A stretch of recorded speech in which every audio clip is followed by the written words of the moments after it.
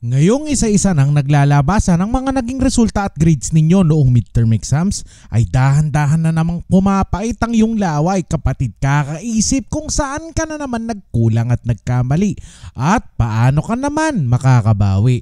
Alam kong pagod ka na dahil mula pa lamang sa pagpasok mo sa law school ay hindi mo na nararamdaman na ikaw ay nakalamang. Lagi ka na lang habol ng habol, bawi na lang ng bawi. Ay, kailan ka kaya makakaahon? Pag-usapan natin yan, kapatid. All of this and more coming right up. This episode is brought to you by the LXM Bootcamp. It's our program to help you determine if you are for law school, if law school is for you, or both. For 1 whole week, you will be living the harsh life of a hardworking working law student. All of our classes will be online and aligned with the schedule of law school. You will be tasked with researching cases, reading and understanding codal provisions. You will be called to recite what you have learned, write case digests, and take quizzes. And you will be given timely feedback on how to improve. The LXM Bootcamp will help you prepare in advance on what to expect in law school. You will also be learning lessons that should serve you well in the months and years ahead. Register today for the LXM Bootcamp through the links in the description box below.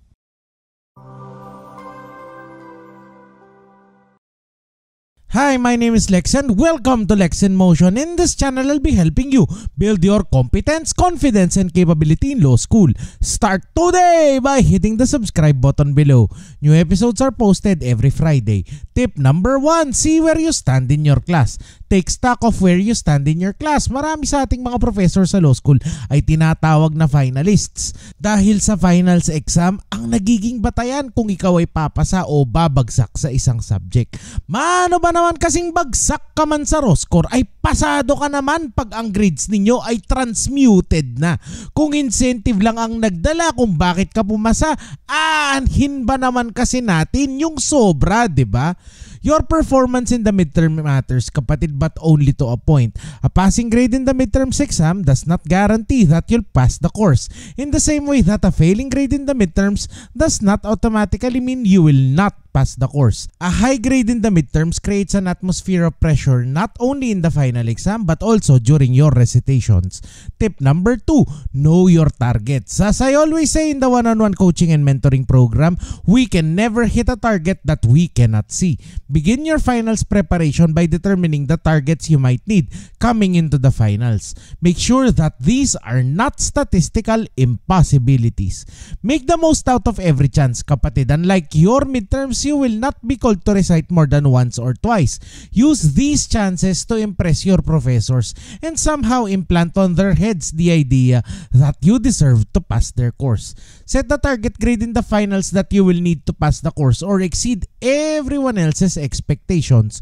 You don't need to score all of that in one exam. You can do it with 1 or 2 impressive, and I do mean truly impressive, recitations.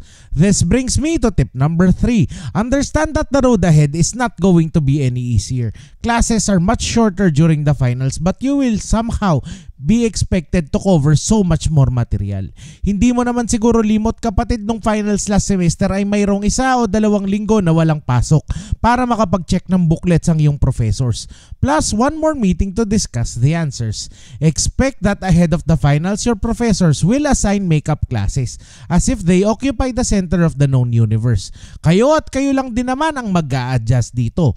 Tatapusin naman niya ang buong libro. Tatapusan niya naman ito ng may sapi ni Glock 9. Ratatatatatat. Tapos na pala ang libro. This is because your professors will not have it said that they asked out of this world questions during your finals. Do your best effort for each and every day you have, whether you have classes or not. Tip number 4, honor your performance in the midterms. Your grade in the midterms is not a direct reflection of who you are. Hindi nasusukat ng 1, 2, 3 man o 5 ang iyong buong pagkatao. The grade you have been given is a grade you may or may not have earned. But often in law school, we feel we deserve so much more. Honoring your performance means looking back at all the small things, the little things that contributed to where you are right now. May mga pagkakataon ba na may oras kang magbasa, subalit ikaw ay hindi nagbasa? May mga pagkakataon ba na nagbabasa ka naman, pero ang isip mo ay wala sa iyong binabasa? May mga pagkakataon ba na ang habol mo ay pumasa at hindi naman din yung matuto? Minsanan lang ang ating pagkatuto sa law school, kapatid. Ang review subjects ay para sana sa pagbabalik tanaw. Kung sakaling bukas o makalawa ikaw ay graduate na, handa mo bang itaya sa iyong gawa ang iyong pag-asa na pumasa? Assuming na ikaw ay pumasa, kung sakaling nakulong ang tatay mo o kuya mo at abogado ka na ngayon, itataya mo na ba ang kanilang laya sa iyong sariling gawa? Handa ka na ba? Tip number 5, let God find you. Tonight's one big message is this: our God is a generous God. Kapatid, hindi kuripot ang Diyos. Our God is a generous God. We live in a limitless universe where everything you will ever need is already on its way. Our God is a generous God, but He will not give you what you want.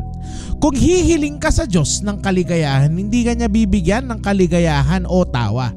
Bagkus ikaw ay bibigyan niya ng maraming blessings, maliit man o malaki. At nasa sa iyo na yan, kapatid, kung ikaw ay matututo ng pagkakontento and by extension, happiness.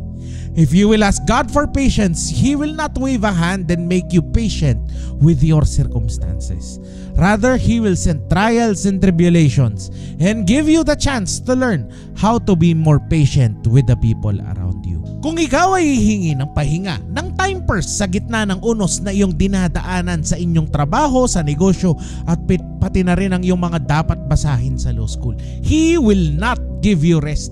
Instead, God will give you the gifts of time, the opportunities to find some meaningful rest and recreation. Our God is a generous God, kapatid. He is too wise to be mistaken, so that when you ask for something, believe that you will receive it. Be open to His intervention. Malayong malaki ang kamay ng Diyos, kapatid, kaysa sa iyong mga kamay. Ngayong ikaw ay parang bangkang papel sa gitna ng unos ng iyong midterms at ang nagbabadyang dilubyo sa paparating na finals, itaas mo ang iyong mga kamay. Huwag kang humawak sa Kanya, kapatid. Sabihin mo, Panginoon, hawakan mo ako. Sa iyong mga kamay, ako ay ligtas. Hindi dudulas kung ikaw, O Diyos, ang hahawak sa aking mga kamay. Can I invite you now to just close your eyes, put your hands over your chest, and say these words after me. Father, I pray for every single person who is praying with me right now. We worship you and we praise you. In your infinite wisdom, you have called my brother, my sister, my friend to law school. Hindi mo siya tinawag, Panginoon, para lang iyong pabayaan at iwanan. Bayaan mong kapitan ng iyong mga kamay ang aking kaibigan sa mga pagkakataon na siya ay naliligaw, nalulumbay, napapagod at nanlulumo sa landas na kanyang tinatahak. Bayaan mo sa iyong dibdib siya ay makapagpahinga kahit sa ilang saglit lang. Lead my friend always from grace to grace, O Father. Bless my friend with the very best version, the highest iteration of his or her law school dreams. May my friend surrender everything to you because you will it so. This we ask in the mighty name of Jesus we pray. In the mighty name of Jesus we pray. Amen and amen. Salamat, kapatid, kung inabot mo ang ending ng episode na to. Salamat kung sa ilang minutong nagdaan ay ikaw ay na-bless. If you would like to see more content on how to build your confidence in law school, please let me know by typing yes in the comments down below. Alam ko na simpleng yes lang ito, kapatid, pero mahalaga ito sa amin. By typing yes in the comments, you are telling me and telling the team that what we do here is helpful. By typing yes in the comments, you are telling me and telling the team that an actual sentient human being watched this episode at may totoong tao ang nakinabang sa aming pinagpaguran. Thank you so much for watching. Like and share this video for the Good Law School Karma, and I will see you again next Friday.